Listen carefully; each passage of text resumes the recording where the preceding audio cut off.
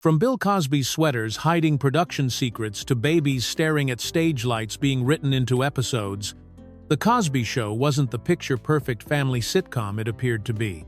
Behind those iconic brownstone walls lay bizarre casting choices, technical camera tricks, continuity nightmares, and ad-libbed moments that accidentally became television gold. These shocking revelations will change how you see America's favorite TV family forever. Fact 1. The iconic sweaters were actually camera problem solvers. When you think of Bill Cosby's character, Dr. Cliff Huxtable on The Cosby Show, those wild, colorful sweaters probably come to mind immediately, but what most people don't realize is that these fashion statements weren't actually about fashion at all. The famous Cosby sweaters that became a cultural phenomenon in the 1980s were born out of pure technical necessity, solving a very specific problem that the show's production team faced every single day of filming.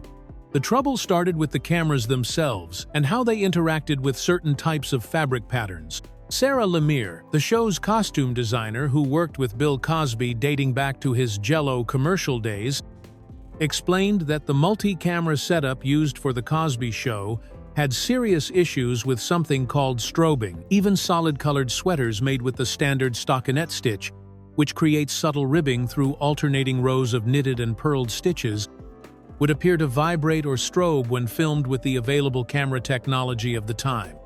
This created a major headache for the production team because The Cosby Show relied heavily on close-up shots to capture Bill Cosby's improvised humor and spontaneous reactions. The show was actually filmed twice for each episode, with the best moments from both takes being selected for the final version.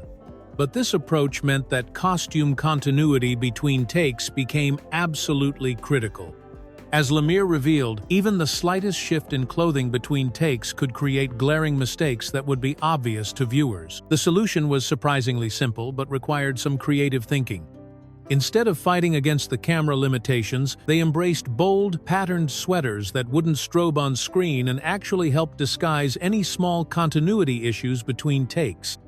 Lemire even went so far as to sew Bill Cosby's shirts directly to his sweaters, so that nothing could move or shift position between the first and second filming of each scene, ensuring perfect visual consistency that viewers would never notice. Fact 2. Bill Cosby's character name changed mid-season. Most fans of The Cosby Show know the patriarch of the Huxtable family as Dr. Heathcliff Huxtable, but eagle-eyed viewers who go back and watch the very first episodes of Season 1 will notice something strange in the credits and on-screen references. The character we all came to know and love as Heathcliff actually started out with a completely different first name, and the evidence of this last-minute change is still visible in several early episodes if you know where to look. When The Cosby Show premiered in September of 1984, Bill Cosby's character was originally named Dr. Clifford Huxtable, not Heathcliff. This wasn't just a mistake in the script or a one-time error, but rather the character's actual intended name during the show's early development and filming.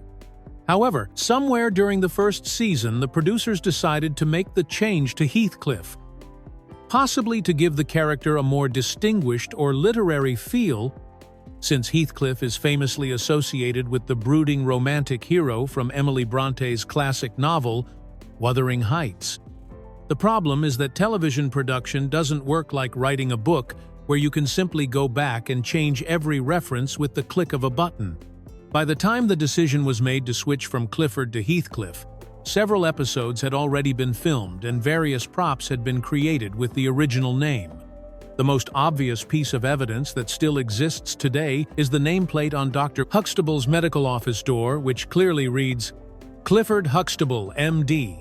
In multiple Season 1 episodes, even after the character was supposedly renamed Heathcliff, adding to the confusion, during the pilot episode, family members actually refer to Theo using a completely different nickname as well. Instead of calling him Theo, which became his standard name throughout the series, Vanessa calls him Teddy twice during scenes in the dining room, showing just how much the show's character details were still being figured out during those crucial early episodes. Fact 3. The house address was completely fictional. For decades, fans of The Cosby Show have tried to track down the exact location of the Huxtable family brownstone in New York City, but their searches have always come up empty for a very simple reason. The address given on the show doesn't actually exist anywhere in the real world. Throughout the series, the Huxtable family was said to live at 10 Stigwood Avenue in Brooklyn Heights.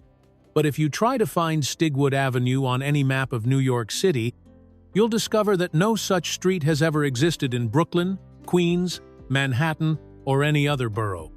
This completely fictional address has caused confusion for visitors and fans for years, with many people assuming they simply weren't looking hard enough, or that perhaps the street name had been changed at some point in the city's history. The reality is that the show's creators simply made up the name Stigwood Avenue without basing it on any real New York City street, which is particularly unusual for a show that was otherwise very committed to authentic New York locations and filming. The choice to use a fictional street name becomes even more puzzling when you consider the geography of Brooklyn Heights, where the Huxtables were supposed to live. This historic neighborhood is known for its tree-lined streets, with names that reflect either the area's original Dutch and English landowners, like Joralemon Street and Remsen Street, or natural features like Poplar Street and Willow Place. The streets in Brooklyn Heights are also typically called streets or places, not avenues, making Stigwood Avenue stand out as geographically inconsistent with the neighborhood's actual layout. Jeffrey Owens, who played son-in-law Elvin on the show, confirmed just how confusing this fictional address was for everyone involved. As he explained, everybody was completely confused about the house. It was a complete mystery to people what that was all about. The made-up address added another layer of geographic confusion to a show that was already mixing locations, since the exterior shots of the house were actually filmed at 10 St. Luke's Place in Manhattan's Greenwich Village, while the interior scenes were shot at studios in Queens. Fact 4. Silent Peter was an accident that became canon. One of the most memorable recurring characters on The Cosby Show was Peter, the quiet little boy who was friends with the youngest Huxtable daughter, Rudy. But what made Peter so endearing to audiences was actually the result of a complete accident during filming that Bill Cosby brilliantly turned into comedy gold.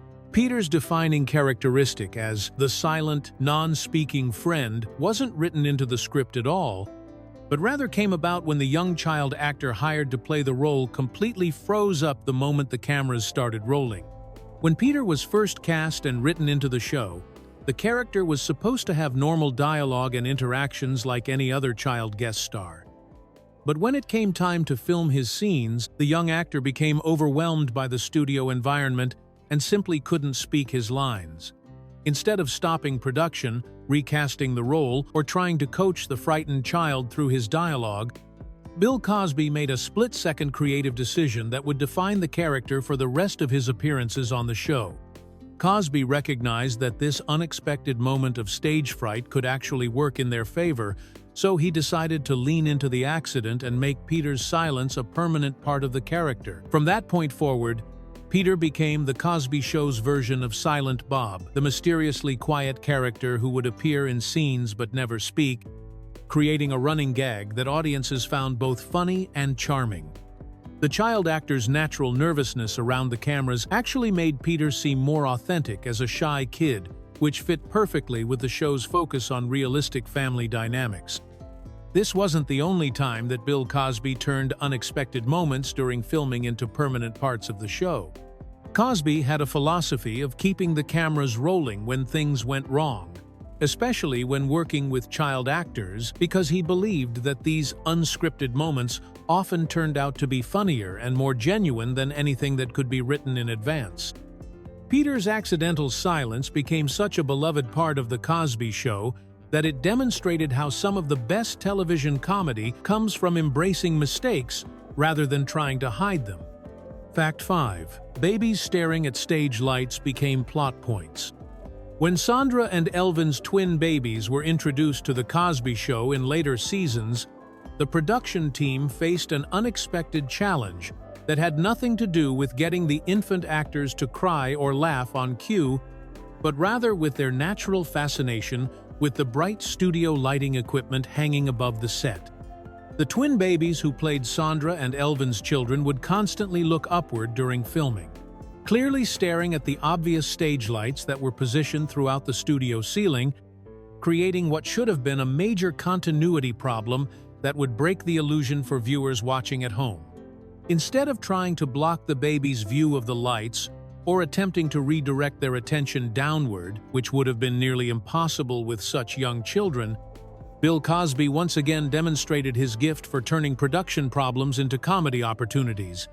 Rather than stopping filming or trying to edit around the baby's upward gazes in post-production, Cosby decided to incorporate their behavior directly into the scenes by having his character Cliff comment on what the babies were doing. In the episodes where this happened, Cosby would improvise lines about how the babies kept staring into space, turning their natural reaction to the studio environment into a believable character trait that made perfect sense within the context of the show. This creative solution allowed the production to keep rolling without interruption, while also adding an extra layer of authenticity to Cliff's role as a grandfather who was observing and commenting on his grandchildren's behavior. The incident also highlighted one of the unique challenges of working with very young children on a television set, where the artificial environment of bright lights, cameras, and crew members can be overwhelming or simply fascinating to babies who have no understanding of what's happening around them. What could have been seen as a technical failure or a sign of poor preparation actually became another example of how The Cosby Show's willingness to embrace unexpected moments during filming often resulted in more natural and entertaining television than anything that could have been planned in advance. Fact 6. Whitney Houston almost played Sandra Huxtable. One of the most surprising casting decisions in The Cosby Show's history involved the role of Sandra, the eldest Huxtable daughter, which came incredibly close to going to a young singer who would soon become one of the biggest pop stars in the world.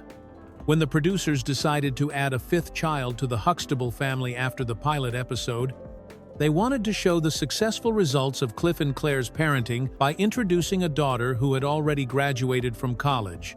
And the final casting decision came down to just two actresses, 26-year-old Sabrina LaBeouf and 21-year-old Whitney Houston. At the time of the auditions, Whitney Houston was still primarily known as a talented young singer rather than the global superstar she would become, and she was actively pursuing acting opportunities to expand her career beyond music. Houston had the advantage of being younger and having a strong background in performance. But there was one major obstacle that ultimately prevented her from taking the role. She was unable to commit to the demanding full-time television production schedule that the NBC contract required because she was already planning to focus on her music recording career. Ironically, while Whitney Houston was considered too committed to her music career to take on a regular television role, Sabrina LaBeouf faced the opposite problem during her audition process. LaBeouf was actually considered too old for the part of a recent college graduate, since at 26 years old, she was only 10 years younger than Phylicia Rashad, who played her mother Claire. This age gap created an awkward dynamic where the actress playing the mother and the actress playing the eldest daughter were much closer in age than their characters were supposed to be. Despite the age concerns, LaBeouf ultimately won the role because she was available for the television commitment and had the acting experience needed for the character. Whitney Houston went on to release her debut album just 1 year later in 1985, which became one of the best-selling debut albums of all time and launched her into international stardom, making it clear that her decision to focus on music rather than television was the right choice for her career. Fact 7. The show's location was geographic chaos. The Cosby Show created one of the most confusing geographic puzzles in television history by spreading the fictional Huxtable family home across 3 different New York City boroughs, making it nearly impossible for viewers to figure out where the family actually lived. According to the show's storyline, the Huxtables resided in a beautiful brownstone in Brooklyn Heights, one of New York's most prestigious neighborhoods, but the reality of where the show was filmed tells a completely different and much more complicated story. Every time viewers saw the exterior of the Huxtable family home, they were actually looking at a real brownstone located at 10 St. Luke's Place in Manhattan's Greenwich Village, which is not only in a different borough from Brooklyn Heights, but also has a distinctly different architectural style and neighborhood character. This Greenwich Village location was chosen because it offered the perfect visual appeal for television, with classic New York brownstone architecture and a street layout that was ideal for filming since the other side of the street had no buildings to obstruct the lighting equipment. Meanwhile, all of the interior scenes that showed the family inside their home were filmed at television studios in Queens, first at NBC's facility in Brooklyn, and later at Kaufman Astoria Studios in Queens. This meant that when the Huxtable family walked through their front door, they were essentially traveling from Manhattan to Queens in the span of a single camera cut, creating a geographic impossibility that somehow worked perfectly on screen. Jeffrey Owens, who played Elvin on the show, perfectly summed up the confusion when he explained, "The house that they used for the show was actually in Greenwich Village, but we were supposed to live in Brooklyn Heights, but we filmed in Queens. Meanwhile, most people in the world thought we filmed in Los Angeles." This mix of locations across multiple boroughs was particularly unusual for a show that was otherwise committed to authentic New York settings, and it highlighted just how complex television production can be when trying to create a believable fictional world using real locations that may be miles apart from each other. Fact 8. Theo was originally called Teddy.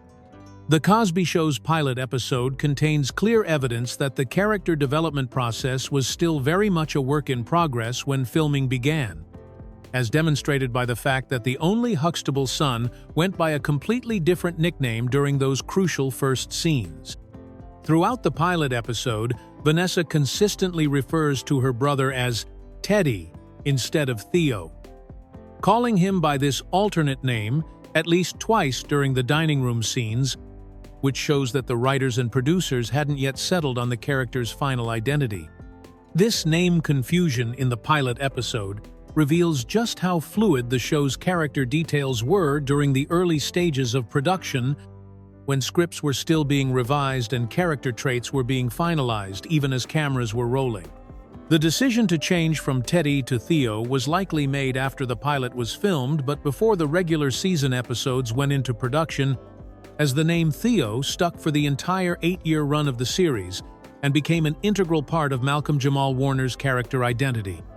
The shift from Teddy to Theo also represents a broader pattern of last-minute changes that occurred during The Cosby Show's early development, where character names, relationships, and even basic family structure were still being adjusted as the show found its footing. The name Theo, which is short for Theodore, eventually became much more recognizable and memorable for audiences, and it's difficult to imagine the character being called anything else, given how iconic Malcolm Jamal Warner's portrayal became over the years. Interestingly, this wasn't the only character name that underwent changes during the show's early episodes, suggesting that the creative team was still experimenting with different approaches to the Huxtable family dynamics and individual character personalities.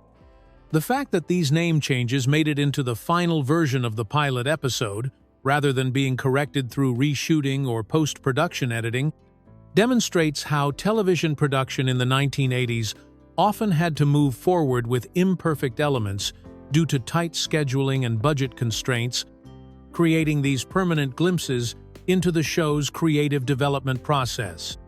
Fact 9. The pilot had a completely different living room. One of the most jarring visual inconsistencies in The Cosby Show occurs between the pilot episode and every subsequent episode of the series, where the Huxtable family living room underwent a complete transformation that was so dramatic it's almost like watching two different shows. The living room set that was used for the pilot episode featured entirely different furniture, color schemes, and layout compared to the iconic living room that became familiar to millions of viewers throughout the show's 8-season run, creating a stark visual disconnect that's immediately noticeable to anyone watching the episodes in order. What makes this set change even more confusing is that during certain scenes in the pilot episode, viewers can actually see the real living room set that would be used for the rest of the series visible through the kitchen doorway in the background. This means that both living room sets were constructed and available during the pilot filming. But for reasons that remain unclear, the producers chose to use the temporary pilot living room for the main scenes, while the permanent set sat ready in an adjacent area of the studio.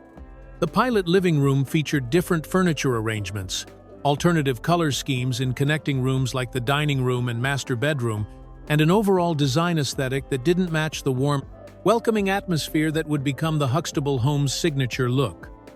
The dining room and bedroom color schemes were also completely different in the pilot, suggesting that the entire interior design concept for the Huxtable home was reconsidered and redesigned between the pilot and the first regular season episode. This dramatic set change reflects the reality that television pilots often serve as testing grounds for various creative elements, with producers making significant adjustments based on audience feedback, network notes, or simply their own evolving vision for the show. The fact that the permanent living room set was already built and visible during pilot filming suggests that the design team had already moved forward with their preferred concept, but decided to use the alternate pilot set for those crucial first scenes that would determine whether the show would be picked up for a full season. Fact 10. Bill Cosby sewed shirts to sweaters for continuity.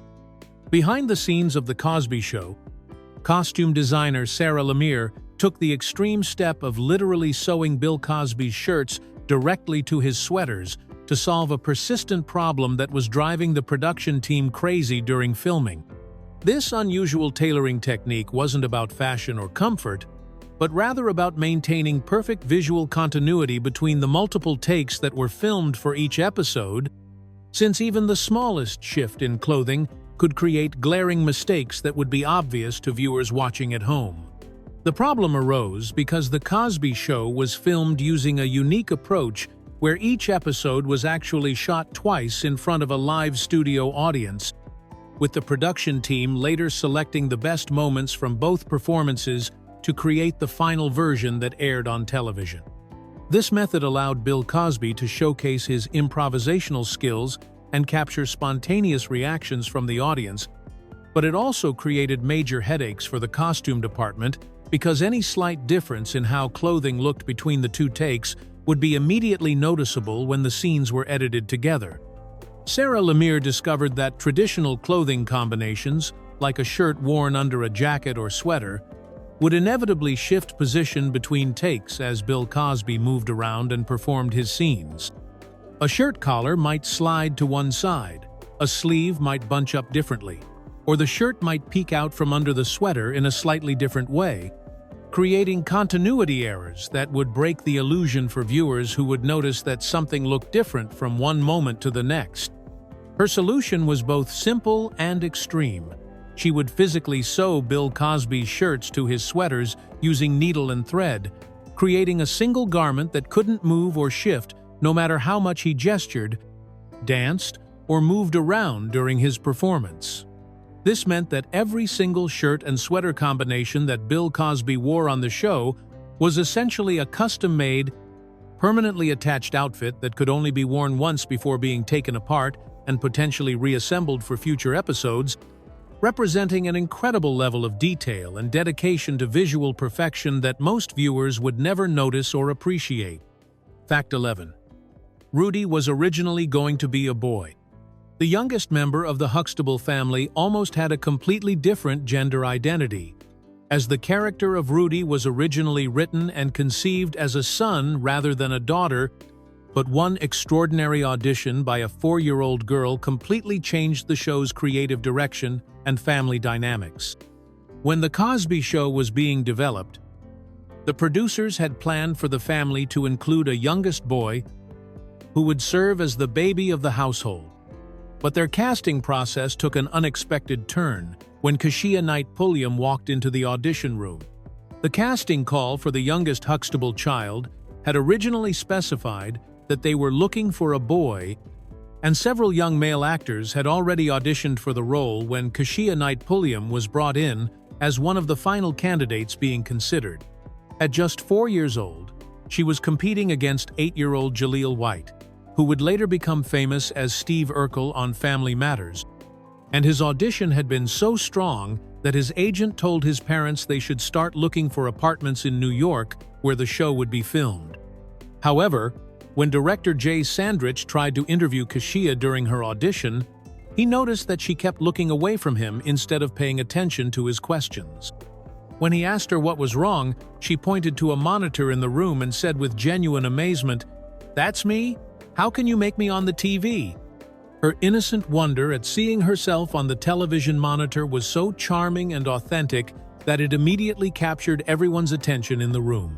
This spontaneous moment of childlike curiosity was so endearing that Sandrich moved Kashia's name to the top of the candidate list, and the producers made the decision to change the character from a boy to a girl specifically to accommodate her natural charisma and screen presence. The gender change also altered the family dynamic, giving Theo the distinction of being the only son among 4 sisters rather than having a younger brother, which created different storylines and family interactions throughout the show's 8-season run. Fact 12. The family started with 4 kids, not 5. The Huxtable family structure that millions of viewers came to know and love was actually quite different in the original pilot episode, where Claire Huxtable clearly states that she and Cliff have only 4 children, not the 5 that would become the standard family lineup for the rest of the series. During a conversation in the pilot, Claire asks Cliff directly, "Why do we have 4 children?" And he responds, "Because we didn't want to have 5. Creating a piece of dialogue that would become completely nonsensical once the producers decided to expand the family size. This change happened because Bill Cosby wanted the show to demonstrate the positive outcomes that could result from good parenting and a stable family environment, so he specifically requested that the writers create an additional child who had already successfully graduated from college. The character of Sandra was conceived as living proof that Cliff and Claire's parenting approach actually worked, showing viewers a young adult who had benefited from the same family values and guidance that the younger children were receiving throughout the series. Sandra's addition to the family wasn't just a simple matter of writing in another character, but rather required the producers to completely rethink the family dynamics and birth order that had been established in the pilot. She was introduced as the eldest daughter who had been away at college, which explained why she hadn't appeared in the pilot episode and allowed the show to maintain continuity with the original 4-child premise while expanding the family to include this successful older sibling. The character first appeared in episode 11 of the first season, several months after the pilot had aired, and she was presented as a Princeton University graduate who represented everything that Cliff and Claire hoped their other children would become. This late addition to the cast also meant that Sabrina LaBeouf, who played Sandra, appeared in only 4 episodes during the entire first season, as the writers were still figuring out how to integrate this new family member into storylines that had originally been conceived for a household with just 4 children. Fact 13. Cliff's iconic sweater designer started by accident. The partnership between Bill Cosby and fashion designer Koos van den Akker, which would eventually produce some of the most memorable and iconic sweaters in television history, began with a completely random grab from a clothing rack rather than any deliberate fashion, collaboration, or artistic vision. In the early 1980s, actress and singer Josephine Premis was well aware of Van den Akker's unique and eye-catching work, so when she learned that her friend Bill Cosby needed something distinctive to wear on his new television show, she asked the Dutch designer if he could create a special sweater for the comedian. However, Van den Akker admits that the first garment that launched their famous collaboration wasn't actually designed specifically for Bill Cosby at all, but was simply an ordinary, extra-large women's sweater that happened to be hanging in his showroom at the time. When Premis arrived to pick up something for Cosby, she didn't wait for a custom creation or browse through different options, but instead just grabbed this oversized women's sweater directly off the rack and took it straight to the television studio where Cosby was working. The timing of this impromptu fashion delivery couldn't have been more perfect, because Bill Cosby needed to go on camera immediately when the sweater arrived at the studio, so he simply put on the extra-large women's garment without any fitting or alterations and kept it on for his scene. The sweater looked great on camera and fit perfectly with the character of Dr. Cliff Huxtable, even though it had never been intended for a male television actor or designed with any particular character in mind. The response from viewers was so positive that fans began writing letters to the show asking where they could purchase similar sweaters, which prompted Bill Cosby to seek out Van den Akker directly to commission more pieces. As Van den Akker later recalled, Cosby came to his shop and made a comparison that perfectly captured their new working relationship, saying, "You know Betsy Ross? She said to George Washington, 'Let me make you a flag, or sew you a flag, or something.' Well, this is how Coos's sweaters started with me," he said. Like Betsy Ross. "I will make you a sweater." Fact 14. The marijuana episode featured supermodel Iman. One of the Cosby Show's most memorable and serious episodes, titled Theo and the Joint, featured an unexpected guest appearance by international supermodel Iman, who played a pregnant patient of Dr. Cliff Huxtable during what became one of the show's most talked-about storylines. This February 1985 episode dealt with the discovery of marijuana in Theo's history textbook, creating a family crisis that required Cliff and Claire to navigate questions of trust, responsibility, and parenting while maintaining their belief in their son's honesty. Iman appeared as Mrs. Montgomery, a pregnant woman who comes to Cliff's medical office for a routine appointment, and her scenes provided a stark contrast to the family drama happening in the Huxtable household. While Cliff was dealing with the stress and uncertainty of finding drugs among his son's belongings, he still had to maintain his professional demeanor and provide caring medical attention to his patients, including Mrs. Montgomery, who was preparing for the arrival of her own child. The casting of Iman in this particular episode was especially notable because she was at the height of her modeling career and had become one of the most recognizable faces in fashion, making her television appearance on a family sitcom somewhat unusual for someone of her international celebrity status. Her presence in the episode also added an element of glamour and sophistication to what was otherwise a very serious and emotionally heavy storyline about drug use and family trust. The episode itself became famous for its approach to the marijuana storyline, which avoided the typical after-school special format, by focusing on the importance of maintaining trust between parents and children rather than simply delivering an anti-drug message. When Theo explains that the marijuana isn't his and that he has no idea how it got into his textbook, Cliff and Claire choose to believe him based on their knowledge of his character, with Cliff telling his son, "You're a lot of things, some good, some bad, but you're not a liar."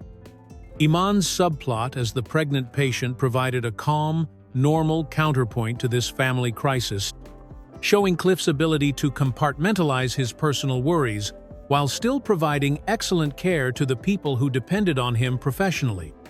Fact 15. Cast ages created bizarre continuity problems. The real-life age difference between Bill Cosby and Phylicia Rashad created one of the most confusing and mathematically impossible character relationships in television history, where the actors playing husband and wife Cliff and Claire Huxtable had a much larger age gap than their characters were supposed to have, according to the show's own timeline. During the first season of The Cosby Show, Bill Cosby was 47 years old while Phylicia Rashad was only 36, creating an 11-year age difference between the actors that was significantly larger than what the show's writers had planned for their characters. According to the storylines and dialogue throughout the series, Cliff and Claire Huxtable were supposed to be only about 4 years apart in age, which meant that the show was asking viewers to believe that two actors with an 11-year age gap were portraying characters who were much closer in age than they actually were. This discrepancy became even more obvious when the show celebrated milestone birthdays for both characters, with Cliff celebrating his 50th birthday during Season 3, while Claire celebrated her 46th birthday during Season 5. The timeline presented in these birthday episodes revealed that according to the show's internal logic, Claire was supposed to be only 4 years younger than Cliff, but the visual reality of the actors made this age relationship seem implausible to viewers who could clearly see that Felicia Rashad looked much younger than Bill Cosby. This created a strange situation where the characters' stated ages didn't match what audiences were seeing on screen, making the Huxtable marriage seem like it involved a larger age gap than the writers had intended. The age confusion was further complicated by the fact that various episodes provided contradictory information about the exact age difference between Cliff and Claire, with some storylines suggesting they were even closer in age than 4 years. This inconsistency in the show's own continuity made it difficult for viewers to understand the true timeline of the characters' relationship, especially when combined with the obvious visual age difference between the actors who were portraying this supposedly close-in-age married couple.